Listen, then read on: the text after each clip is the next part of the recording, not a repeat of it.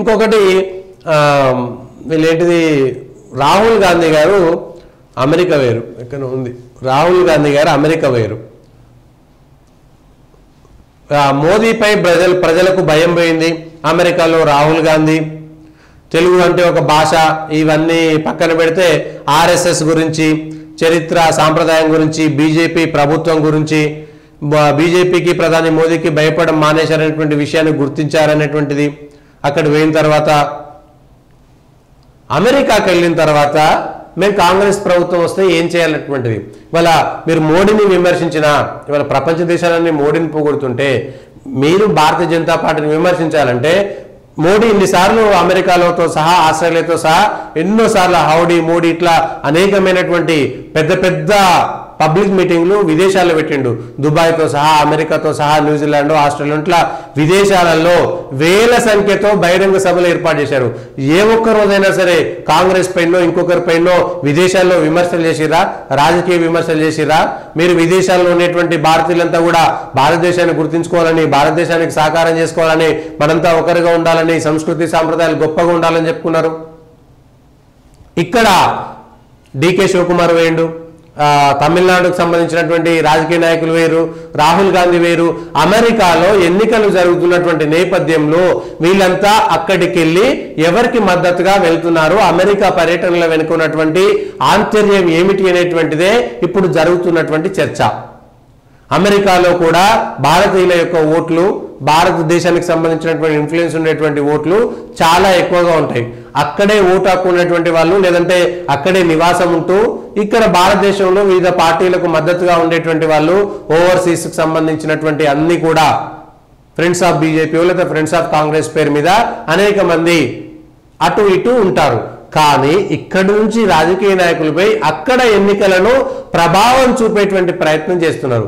రేపు ఎల్లుండో డికే శివకుమార్ పోతున్నారు, అట్లనే తమిళనాడుకు సంబంధించినటువంటి నాయకులు వేరు, రాహుల్ గాంధీ వేరు. దీనిపైన ఇప్పుడు దేశవ్యాప్తంగా చర్చ. రాహుల్ గాంధీ విదేశీ పర్యటన తర్వాత భారతదేశంలో ఏదో ఒక ఇష్యూ క్రియేట్ అవుతుంది అనేటువంటిది ఒకటి.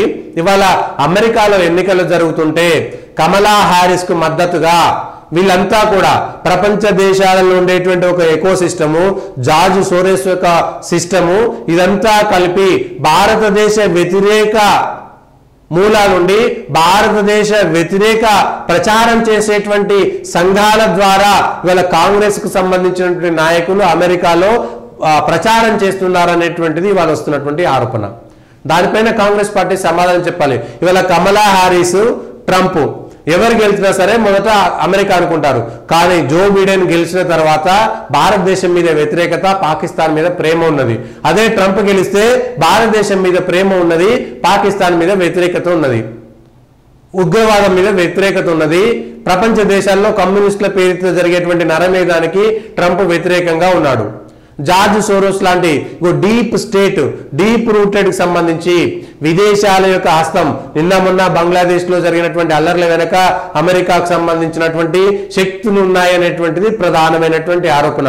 దాంట్లో జార్జ్ సోరోస్ కు సంబంధించి ఇవాళ బంగ్లాదేశ్ కు సంబంధించి తాత్కాలిక ప్రధానిగా ఉండి ఈ నోబెల్ బహుమతులు పొందినటువంటి వాళ్ళు, ప్రత్యేకంగా మన దేశంలో నోబెల్ బహుమతి పొందిన ఆర్థికవేత్త, ఆ బంగ్లాదేశ్ లో ఆర్థికవేత్త, వీళ్ళంతా కూడా ఈ దేశంలో ఆ దేశాన్ని వ్యతిరేకించేటువంటి శక్తులుగా ఉంటాయి. అమర్త్య సేన్ తో సహా. అమర్త్య సేన్ కూడా ఈ విషయంలో స్పష్టంగా అర్థం చేసుకోవాలి, ప్రజలు అర్థం చేసుకోవాలి. బంగ్లాదేశ్ కు సంబంధించినటువంటి యూనస్ కానీ, అమర్త్య సేన్ కానీ, జార్జ్ సోరోస్ కానీ వీళ్ళంతా ఒకే వేదిక మీద ఉంటారు. ఇవాళ జార్జ్ సోరోస్ కమలా హారిస్ కి మద్దతు పలుకుతున్నారు. ఇవాళ ట్రంప్ భారతదేశానికి మద్దతు పలుకుతున్నారు. నిజమైన భారతీయులు ఇవాళ ట్రంప్ గెలవాలని కోరుకుంటారా, కమలా హారిస్ గెలవాలని కోరుకుంటారా? కమలా హారిస్ భారత మూలాలు ఉన్నటువంటి బిడ్డ అనేటువంటిది మనం చెప్పుకుంటున్నాము. అయితే అయి ఉండవచ్చు. కానీ భారతదేశంలో భారతదేశం యొక్క మూలాలు ఉన్నటువంటి భారతదేశ ప్రేమికులు, దేశభక్తులంతా ఎవరు గెలవాలని కోరుకుంటారు? ఏ దేశంలోనైనా సరే వాళ్ళ దేశంలో మనం ఎన్నికల ప్రచారం చేయలేము, మనం ప్రభావితం చేయలేము. కానీ అమెరికాలో భారతీయుల సంఖ్య, భారతీయుల ఓటర్లు, వాళ్ళ ప్రచారం కూడా కలిసి వస్తుంది. కాబట్టి భారతీయ ఓటర్లను ప్రభావితం చేసే విధంగా మన భారతదేశంలో ఎన్నికలు జరిగితే కూడా వీళ్ళ కర్ణాటకలో ఎన్నికలు జరిగితే తెలుగు వాళ్ళు ఉండే చోట తెలుగు రాష్ట్రాలకు, లేకపోతే మహారాష్ట్రలో ఉండే మరాఠీ వాళ్ళు ఉండే చోట మహారాష్ట్ర వాళ్ళు, తమిళ వాళ్ళు ఉంటే తమిళనాడు వాళ్ళు ఇట్లా వెళ్ళి ప్రచారం చేసినట్టుగా ఇవాళ భారతదేశం నుంచి, బంగ్లాదేశ్ నుంచి, ఆఫ్ఘనిస్తాన్ నుంచి, లేకపోతే ఏ దేశాల ఓటర్లు ఎక్కువగా ఉంటే అక్కడ ఆ ప్రభావం చూపేటువంటి నాయకులని అక్కడ ఉండేటువంటి డెమోక్రట్లు, రిపబ్లికన్లు ఎత్తుగడలు వేస్తారు. డెమోక్రట్లు వాళ్ళ మీడియా వ్యవస్థ, వాళ్లకు సంబంధించినటువంటి ఎకో సిస్టమ్ చాలా పెద్దది. అమెరికాలో ఉండేటువంటి మీడియా ప్రపంచ దేశాలకు శుద్ధులు చెప్తుంది, కానీ ఏకపక్షంగా డెమోక్రాట్ల వైపే ఎక్కువగా ఉంటుంది. అమెరికా మీడియా ఏకపక్షంగా ఉంటుంది. వాళ్ళు అవసరమైతే ఎంత దారుణమైన ఎంత దూరమైన దిగజారడానికి కూడా సిద్ధంగా ఉంటారు. మళ్ళా ప్రపంచ దేశాలకు, ఆ దేశాల్లో వచ్చేటువంటి పత్రికల్లో వచ్చేటువంటి వార్తలను చూసి మనం మోసపోవాల్సినటువంటి అవసరం లేదు. ఇక్కడ కూడా ఇవాళ రాహుల్ గాంధీ విదేశీ పర్యటనకు సంబంధించి విదేశాల్లో మాట్లాడేటువంటి మాటల్లో అక్కడ తెలుగు కోసం, హిందీ కోసం ఈ భాష ఎందుకు? అమెరికాలో ఎన్నికలు జరుగుతుంటే ఈ మాటలు మాట్లాడాల్సినటువంటి అవసరం ఏంది? ఏ షాంపిట్రోడా అయితే పనికి రాని మాటలు మాట్లాడిండో ఆ షాంపిట్రోడాను కొద్ది రోజుల పాటు పక్కకు పెట్టినట్టు పెట్టి ఇవాళ మళ్ళీ ఆయనే ఓవర్సీస్ కాంగ్రెస్ మొత్తం ఆయనే చూస్తున్నాడు. మరి షాంపిట్రోడా చేసినటువంటి వ్యాఖ్యలకు, ఏది దక్షిణాది, ఉత్తరాది, ఇట్లా అన్ని రాష్ట్రాలకు సంబంధించినటువంటి ప్రజలపై చేసినటువంటి వ్యాఖ్యలకు కాంగ్రెస్ పార్టీ కట్టుబడి ఉందా? ఆయన తప్పు చేసిండనే 4 రోజుల పాటు పక్కన పెట్టేది కదా, మళ్ళీ ఎంబడే తీసుకొచ్చి మళ్ళీ ఆయననే చేస్తున్నారంటే కాంగ్రెస్ పార్టీ ఉద్దేశపూర్వకంగా ఇదంతా చేస్తున్నట్టే కదా. షాంపిట్రోడాను వెనకేసుకొచ్చినటువంటి కాంగ్రెస్ పార్టీ, రాహుల్ గాంధీ గారు షాంపిట్రోడా చేసినటువంటి వ్యాఖ్యలను సమర్థిస్తున్నట్టుగానే మనం అర్థం చేసుకోవాలి కదా.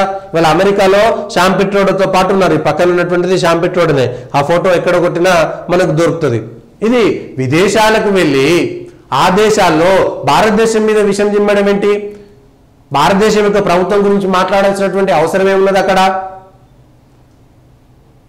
కాంగ్రెస్ గొప్పల గురించి చెప్పుకోవచ్చు. అనవసరంగా విదేశాలలో భారతదేశం యొక్క విలువను తీయడం ఏమిటి? మన దేశం విలువను కాపాడుకోవాలి, మన దేశం యొక్క గౌరవాన్ని పెంచుకోవాలి. ఇవాళ భారతదేశంలో ఉన్నటువంటి వాళ్ళు కూడా ఎవరు ఎందుకు పోతున్నారు? రేపో మాపో చంద్రబాబు నాయుడు కూడా అమెరికా పోతాడు అంటున్నారు. అమెరికాకి వెళ్తే ఆయన ఎవరి తరపున వెళ్తున్నాడు? ఎవరు ఖర్చులు పెట్టుకుంటున్నారు? ఎవరు బాధ్యతలు వహిస్తున్నారు? దాని వెనుక ఉన్నటువంటి శక్తులు ఏమిటి అనేటువంటి విషయాన్ని కూడా స్పష్టంగా మనం అర్థం చేసుకోవాలి.